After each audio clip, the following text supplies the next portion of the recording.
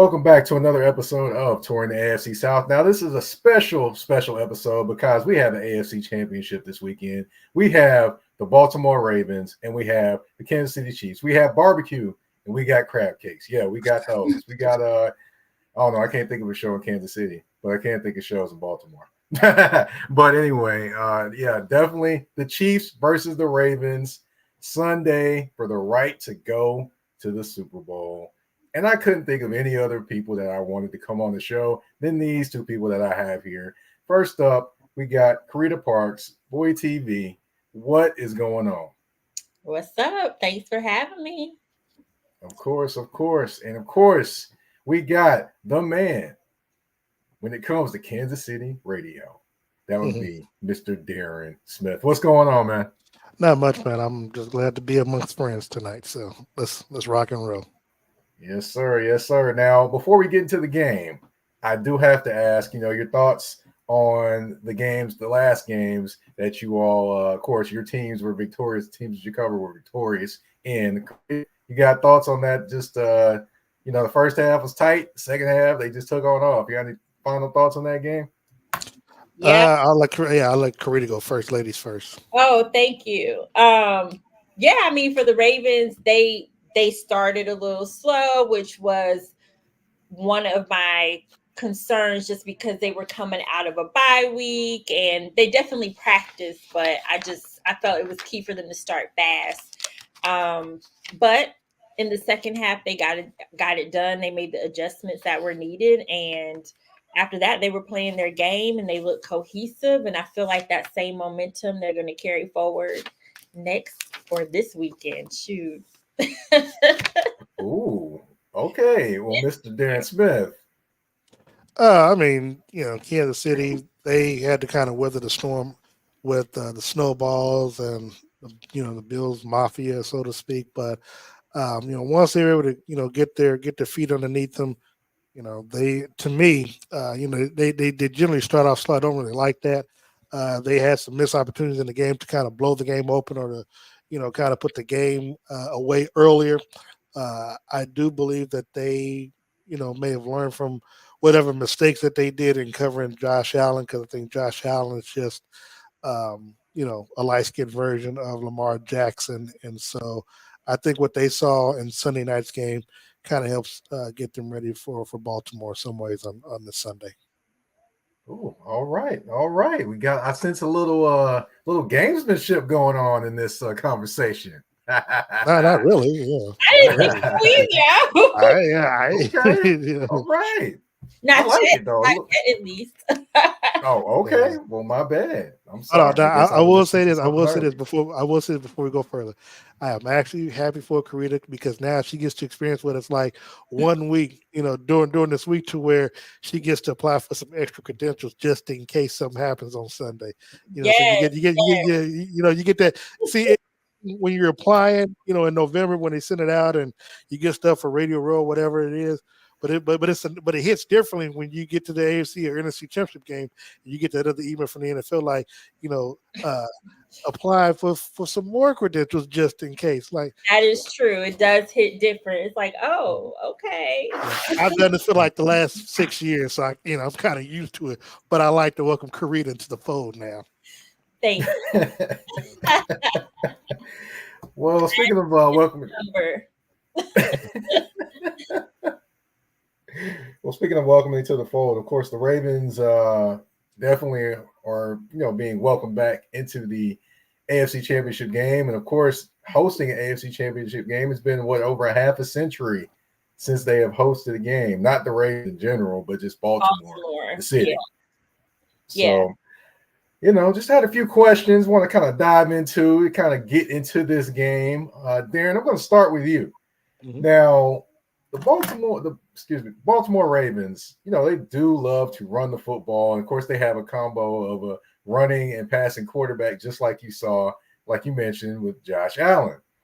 Now, I will say this. I believe that Lamar is kind of managing things just a little better in terms of being, managing the game and making things happen better, in my opinion, than Josh Allen did this year. I think he did. But with the running game and things like that going on, how tall of a challenge is that for that Chiefs defense this week? Well, I mean, look, obviously you got to pay respects to Lamar Jackson and for what he's done this season and what he's really done in his career. This is a different type of defense that Kansas City has had in the past under Patrick Mahomes. In previous years, I would be, and look, I speak for myself, I would be more concerned if we had a different defense than we had this year as in years past, because, yes, Lamar Jackson would probably run all over the Chiefs. The last time these two teams played was in 2021, where, they came from behind and beat Kansas City on Sunday Night Football in Baltimore 36-35. So, the Chiefs know what to expect when it comes to Lamar Jackson, and it is easier said than done in trying to contain him. But the Chiefs have done it before, though when they did it, it was at home versus in Baltimore. So, but when it's all said and done, I do believe that this is this is probably going to be the best defense outside of Baltimore that Lamar has faced at home. And look, they'll be up for the challenge. The one thing that our players love to do, they love to be physical, and I think this is the type of ball game that they would relish and look forward to. Well, definitely going to be a challenge for sure. And adding to that challenge is going to be Mark Andrews, which Mark Andrews, supposed to be back for this game, which is another additional weapon. As far as Mark Andrews coming back, Carita, how does he kind of fall into the fold of just the weapons that they have with Zay Jones, Isaiah Likely, and OBJ and those guys in terms of the pecking order? Well, I mean, before he got injured, he was still one of Lamar's top targets, even with OBJ, Zay Flowers, and everyone else on the field. So I would imagine if he plays, that it would kind of go back there. I mean, Lamar's used to him. Mark Andrews has been around. They were drafted at the same time. He's been around throughout the years. So that's his guy. I mean, he was pretty devastated when Mark went down. But on the other hand, I do think it forced him to spread the ball out more and use his other weapons. So what I will say is, if Mark Andrews comes back into the fold, I think Lamar has gotten to a point where he's relying on everyone and not just Mark Andrews. And I think in the beginning of the season, he was kind of focused more on the guy he knew the most, but he's grown since then. So I definitely think Mark will fit back into the fold, but like I said, I think Lamar has learned how to use all the weapons around him. Okay, all right. Well, one guy's going to be chasing Lamar is going to be Chris Jones. Chris Jones in the game against the Bills. I mean, I watched the game. I mean, not to say he didn't make anything happen, but he didn't have that one play. I'm like, okay, that was a Chris Jones play. That was a guy that stands out. But, in this game, of course, everything's on the line to go to the Super Bowl. What kind of game do you expect from him in this one, Darren?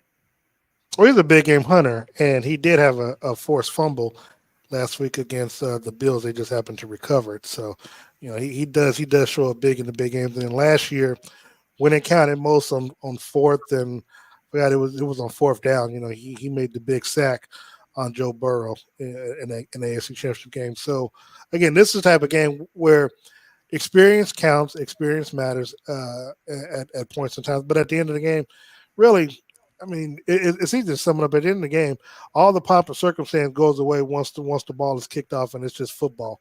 And it's just going to be X's and O's and more will and desire than anything and execution. So, look, it's easy to talk about schemes, but that's what it really boils down to, is just execution and whatnot. And and like I said, Chris Jones is a big game hunter, and these are the moments that he thrives for. All right, another X factor also in this game is going to be Kyle Hamilton. Now, Kyle Hamilton has had a great year. You line him up at safety, nickel linebacker, he blitzes, covers in the slot. I mean, he basically is the utility man for the Baltimore Ravens defense. I mean, how big of a factor do you think he can be in this game, Carita? Well, I think we've seen when Kyle's not lined up with the defense that it is a little bit of a different dynamic. So he's definitely a huge factor when he is on the field. I think he's going to, as he always does, be a disruptor. I think that most people are looking forward to seeing the matchup between him and like Travis Kelce, because we know that Travis Kelce is going to be a huge part of the game. So I mean, I think Kyle's gonna be all over the place like he typically is. This is the AFC Championship. Last week he was just coming back off of that knee injury, the bye week. So I definitely think we're going to see him turn it up a notch this particular game now that he's back in, more comfortable. He let an interception. He almost had an interception that he let go through his hands. I don't think if he has an opportunity to get an interception, I don't think we're going to see it go through his hands this time.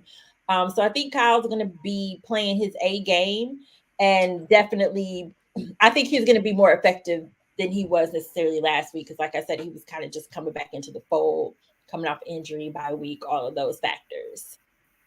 Gotcha. Okay, now, Darren, we talked about, we're going to talk about the other weapons and talk about Patrick Mahomes, of course, but the thing that's impressed a lot this season has been the Kansas City running game, and primarily to me, Isaiah Pacheco. Pacheco, he runs like the ground has a problem with him every single time he runs. And I love watching him. He runs hard. But yeah. In this game, of course, you're going against a Baltimore Ravens defense that's very bullish against the run.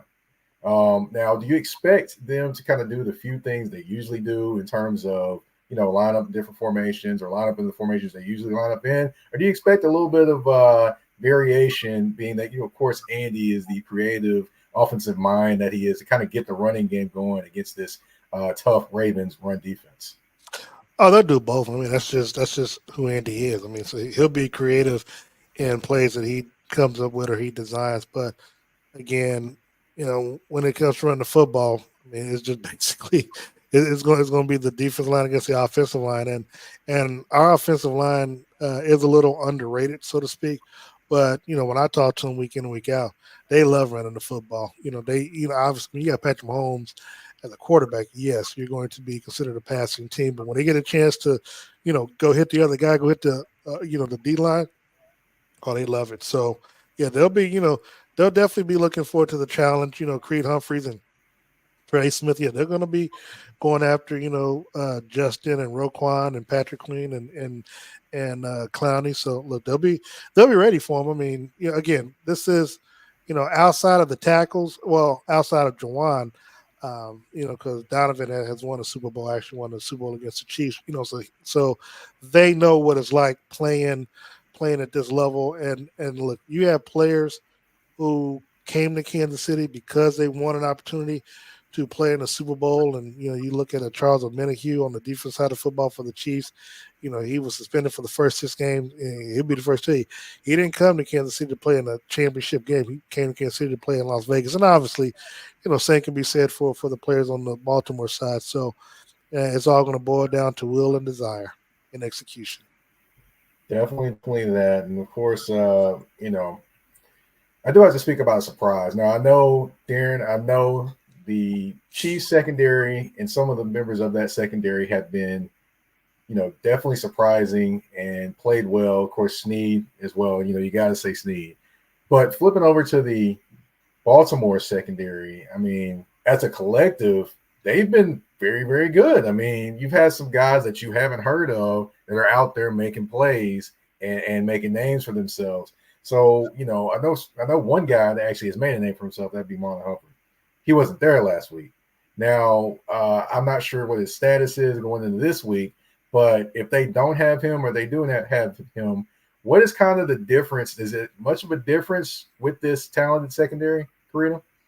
So Marlon Humphrey hasn't played 90% of the season, to be honest. So him not being there this past weekend was not. That's kind of what the experience has been. He's been injured most of the season.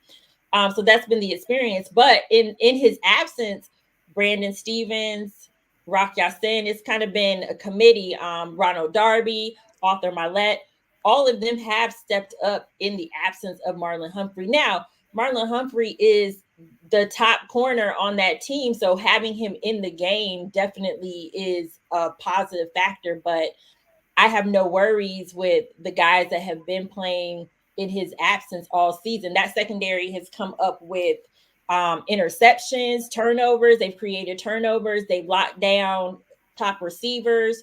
So I expect them to continue to play that way Sunday.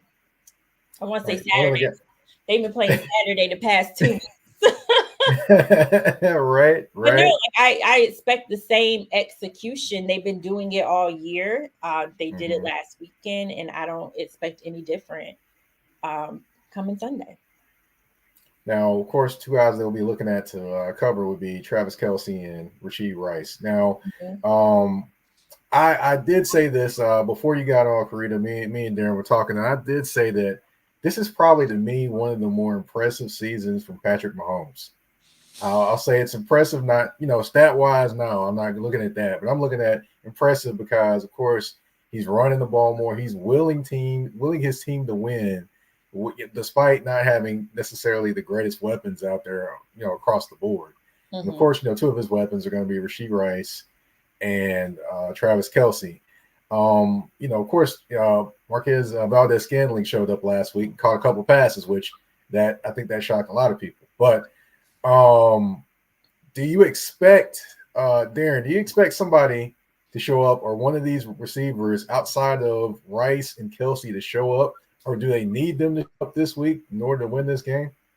Oh, yeah, it's always all hands on deck. I mean, you don't get this far in the season, just a couple of players. I mean, you're going to need everybody to show up and contribute. Now, whether, I expect the Chiefs to utilize McCall Hardman again this week, even though he had the 2 fumbles last week and the costly one down at the goal line. But, Kansas City is a team that will always, if they got to play and they feel like they can, somebody can put them in the right in the right position to score, they're going to utilize them. I mean, Patrick missed a couple of throws last week, one to Justin Watson, where I think he might have overthrown him, and and he'll utilize the tight end, Noah Gray, and a few others. So I expect all hands to be on deck, because I mean there is a finality, when it comes to this. This is the playoffs.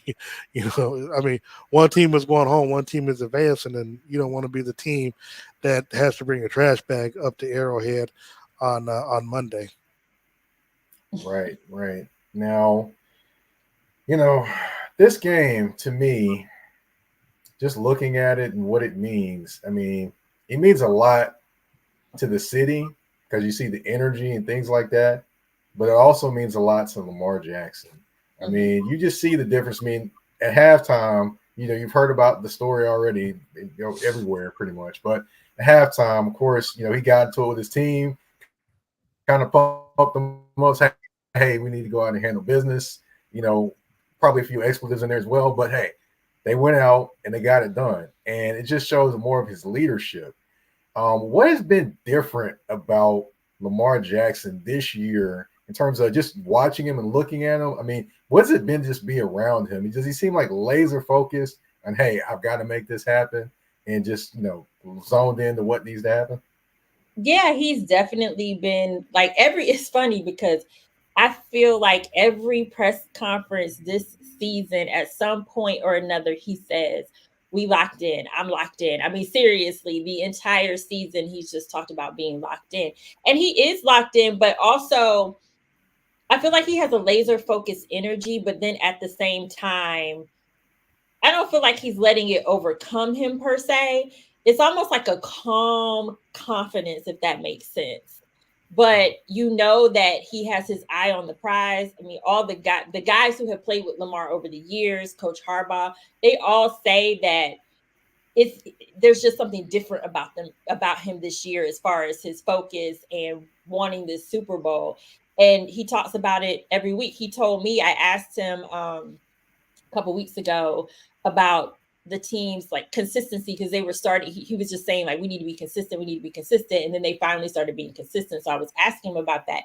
And one thing that he said is that he's approaching each game like it's a championship game until he gets there. And then he reiterated that the other day. He also said that just he has more experience now, because the last time he was in the playoffs was 2019, his rookie year. He said he has more experience now as well, so he just feels more comfortable, and he's seeing things differently. And I think Todd Monken has been good for him, because in training camp, Todd told him, like, I'm giving you the keys to the offense. And I think Lamar has taken that seriously. And I think having a coordinator that's confident in him and who listens to his feedback and lets him make decisions has just been integral to him stepping up as a leader. All right. All right. Now, Patrick Mahomes is not, new to this in terms of being a leader and being in this type of position. I think this year, of course, you've seen more of the demonstrative side in some aspects of him. But, through all, he's weathered the storm and got his team and been able to, be a part of willing his team to the AFC Championship game. What can you say just about his season, Darren? And then also, what can you just say about just his leadership, getting them to this game and what, he's done for this team? Well, the season I think has been a lot of hills and valleys, and it got a chance. You get a chance to see them at their highs and their lows, and obviously the lows came with all the drop passes and the penalties and stuff like that, and the fact that they were the number one. They were in the number one position for most of the season, and then self-inflicted wounds got them to where they're on the road in this game versus being at home. There was 2 games they had no business losing, one being the Philadelphia Eagles, actually 3 games, Philadelphia Eagles, the Buffalo Bills, along with even the Green Bay Packers game, hell, to an extent, even the Raiders game. So there were games that they should have won, didn't put themselves in this position. But the thing is, one thing about Pat is someone who exemplifies what a leader is. While we in the sports media will find people to blame and stuff like that, Patrick never throws anyone underneath the bus. He always talks about how he can be better. He can throw a more perfect pass to a receiver if they drop it and some to that effect. And so when it comes to playoff, there is a difference between regular season Pat and playoff Pat. And what we're getting, or what the country's getting a chance to see now, is something we see every day, is playoff Pat. And so, again, they understand the moment, they understand where they are, they understand how hard it is to get here, and they know, and they've experienced both the highs and the lows of playing and winning and losing in this type of game. And so, for most of the players who have been on both sides of it, they know what it's like to experience both, and that's something that, for them, they don't like, obviously the losing aspect, because they lost 2 championship games at home, and obviously, again, this is their first time on the road. So, but they hope, saying to come away in the same manner in which they did last week against Buffalo. All right. And I got one last question for both of you. Now, this game, of course, there's going to be a lot of ebbs and flows. There's going to be a lot of, high moments, low moments, things like that, a lot of emotion. What would you all say is going to be one of the key factors if Baltimore is going to win, Carita, or if Kansas City is going to win, Darren? Who do you want to start? Oh, I thought he was saying Darren. Oh. Oh, my bad. Go ahead, Carita. You got it. So just one key factor for Baltimore winning? If you'd like to throw more, you can, Darren. Same to you. Because it's going to be more than just one. So yeah, exactly. So I mean, for the Ravens, I think that they just have to, one, continue to play their game. Like, it's a big moment. You've been winning by having the balanced attack, staying committed to the run, Lamar making good decisions, knowing when to pass the ball, knowing when he should run. So I think that they have to just continue to stay focused, play their game. But also, and I said this last week, and I'm going to say it again, I think starting fast is going to be important, especially against Kansas City, who can score. It doesn't take them long to score at all. So, I mean, you definitely have to start fast. You can't afford to start slow in this game. also can't afford to have any turnovers. And to be fair, Ravens have been limited in their turnovers over the past couple weeks, but definitely can't have any turnovers, can't give any free points to any team, but particularly Kansas City. And then containing Patrick Mahomes, because he is Patrick Mahomes. I mean, got to respect him as a quarterback. So it's going to take that the defense is definitely going to be a huge factor in this game. So I could probably keep going, but I'm gonna stop there. But, it's going to take everything in all honesty, to win this game. And I think that it's got to be, everybody's got to do their part, do their job. Darren, what you got? I mean, I could easily mirror what Carita said, because it's true. I mean, again, this is a finality type game. I mean, regardless, it's a playoff, so every game is a finality if you don't do what it takes to win. For Kansas City, I kind of boil it down to three things. A, catch the football. Wide receiver, catch the football. Two, you can't kill yourself with penalties. When you're a team and you're on the road, the crowd is going to be involved. The Chiefs have had problems when it comes to false start. I think they may have had. I don't think they had a false start last week, but I think they might have had one holding penalty last week. So you got to limit or essentially eliminate penalties that will kill and stall drives. And then was one more key, but basically, try to force turnovers. Now, I know Baltimore is a team that likes to, if they win the coin toss, they elect to receive. I know the Chiefs normally defer, so I essentially expect Baltimore to start on offense. Key for me, Kansas City, is trying to get them to go 3 and out, or at least at worst limit them to 3 points on the opening drive. To me, if they can do that, that's a win. If the Chiefs can get the ball back on offense, go down and go up 7-3, 7-0. I think that helps. That kind of kills the crowd momentum early on, and then you can kind of everybody settles down, and then you can just play football, just regular NFL football. So for me, like I said, catch the football, don't kill yourself with penalties, and looking defensively for the Chiefs, one thing that I do like about them is that they're good when it comes to second half adjustments. So to me, if Baltimore is to put up points, I expect them to do it in the first half, because the second half, the Chiefs pretty much hold their opponents to 7 points or less in the second half. So that's what I'm looking forward to in this. And to me, those are the keys for Kansas City to pull out a win. Well, I did say before the season that, in the first game, I thought that Spags would probably have his best coaching job this year in Kansas City, and I think this is definitely. I know I said that, so yeah. We both, I guess we were both on the same page then. But yeah, definitely. And then of course with the Baltimore Ravens, probably the most complete team they've had in a while in terms of So it's going to be interesting to see. I know you two are going to have a definitely good view of the game. I want to say thank you to both of you for coming on. I want to also say that I'm very, very proud of both of y'all. Y'all do great things, and I enjoy seeing the great work that both of you put out. I mean, Carita, you got the big time tweet. You got the Baltimore Ravens picking you up with a tweet. I mean, Darren out there looking casket clean every time he comes to a game. I mean, I just love it. Thank both of you. If you want to tell everyone where they can find you on social media, go right ahead. Anything else you want to tell anyone? Carita?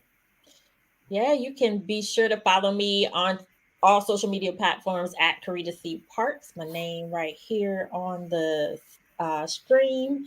You can also follow my Ravens coverage at Bowie TV Sports. Also, Double Take Sports, that's my media platform. Be sure to follow that at DBL Take Sports. And I think that's all I have for you. You got some Wizard stuff too, but hey, I guess I was in the NFL. Yes, all my Wizards coverage and my WNBA coverage is through Double Take Sports. So once again, that's at DBL Take Sports. And then I also write for Sports Illustrated inside the Wizards. But all of my work, you can definitely just follow me at Carita C. Parks, and it's all on the timeline. Darren, you see I had this pen over here. I was trying to write all this down. But I'm just glad we follow each other on Twitter. That way I gotta try to find all that stuff. But first of all, Carita, both of you all do great work and keep up the great work. You can follow me on the social media platforms at Darren Smith NFL. I cover the Chiefs, Royals, KU football and basketball when I'm not covering the Chiefs, and Sporting Kansas City and the KC Current. So I'll be in town this weekend. I'll be up in the press box along with Carita. So we'll try to get some NABJ type photos. Because I know my girl Josina Anderson will be there as well. So we all will hopefully get a nice group photo for the culture that we can put out there. Let y'all know that we out here covering the NFL, and it is more than just a few of us out here. So, but overall, look, I thank you for this platform, Mike, and having us on and bringing us on to talk about this. Thank you so much for having us. Yes, thank you. Definitely. Anytime, of course. I know when I call on YouTube, I'm gonna get definitely great information and professionalism, and I love it. Thank you both. Thank you all for tuning in to this episode. Hold on, man. You ain't gonna ask what our prediction is. You ain't gonna ask what a score is. I did want to ask you that early, but hey, if you want to do it, you got it. Go ahead. You got it. I got Kansas City winning 31-24. Well, I was actually, I'm going to go Ravens. Really? 31-28 is my prediction. I think it's going to be close. But it's definitely going to be close. I just feel like with the energy behind this team, first AFC championship in forever, I don't think the Ravens are going to let it slip through their hands. Well, I can tell you one thing. When the Chiefs host the AFC Championship game, it was the first time in a long time as well. You know how that ended too. So let's just keep that in mind. Ooh, okay. Well, I'll say this though. We'll duke it out this weekend. That we will. All right. I'm gonna, I gotta pick between one or the other, and I'm gonna go Ravens right now. I'm gonna go 31-27. There we go. It's funny, Carita. He wasn't talking about this before you came on there, so just want you to know. Oh, okay. I influenced. You weren't talking that talk before you got on here, but that's cool. Look. We don't mind proving people wrong. That's what we do every year. We prove people wrong, so that's fine. All right. Well, thank you for being on, and thank you everyone for tuning in to Touring AFC South AFC Championship Game Edition. We're out. Peace.